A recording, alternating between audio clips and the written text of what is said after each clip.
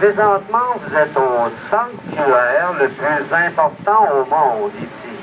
On compte environ 350 000 oiseaux à l'île Bonaventure durant la période estivale, mais seulement le fou de bassin, on compte environ 60 000 couples de fous de bassin à l'île Bonaventure.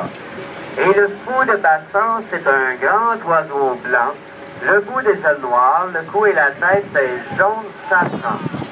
Ils arrivent ici au début d'avril et ils ne pondent qu'un seul œuf au mois de mai. Et la durée d'incubation dure de 38 à 42 jours. Et le nid est construit par les deux parents avec des algues, des morceaux de bois et des bouts de corde, tout ce qu'ils trouvent en mer. Le fou de bassin nuit jusqu'au dessus par rapport au lever du soleil du côté est de l'île Bonaventure, ce qui aide à l'incubation de l'œuf et de garder le petit au chaud pour les premiers rayons du soleil le matin, ainsi que pour la hauteur des falaises. Mais tous les fous de bassin vous apercevez dans le bas des falaises, près de la mer, ce sont de jeunes fous de bassin de moins de 5 ans, des juvéniles. Plus ont de noir sur les ailes, plus sont jeunes, plus ont de blanc, plus sont vieux. Mais ils sont adultes à l'âge de 5 ans. Et à l'âge de 5 ans, le fou de bassin se reproduit et il monte une étage plus haut.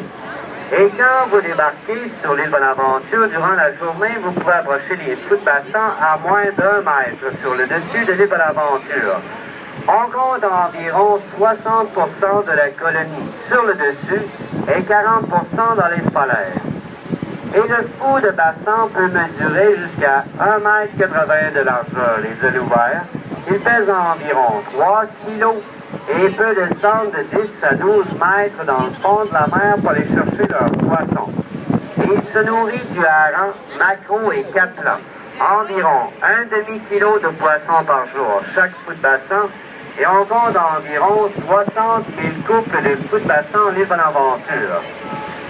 Et le jeune fou de bassin arrive au monde vers la fin de juin, début juillet, et à ce moment-là, les parents vont le garder environ 90 jours sur le nid, et c'est vers la fin de septembre que le jeune fou de bassin commence à prendre son envol du haut de la falaise.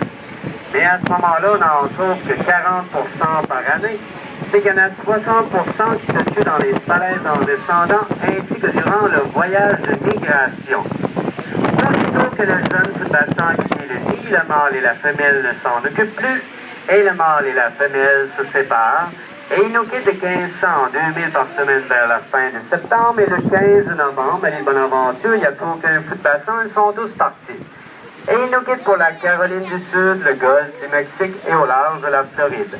Et ça leur prend 3 mois pour y aller, 3 mois pour revenir. C'est qu'ils se laissent aller avec les vents, les courants et avec leurs pattes palmées. Et c'est donc dire qu'ils sont 6 mois ensemble à l'île Bonaventure et 6 mois en mer séparés. Mais c'est ici au mois d'avril que le mâle et la femelle se retrouvent à la même place, au même lieu et au même nid à chaque année. Et à la gauche du bateau, vous apercevez des phoques gris à la gauche du bateau dans l'eau. You are at the most important bird sanctuary in the world.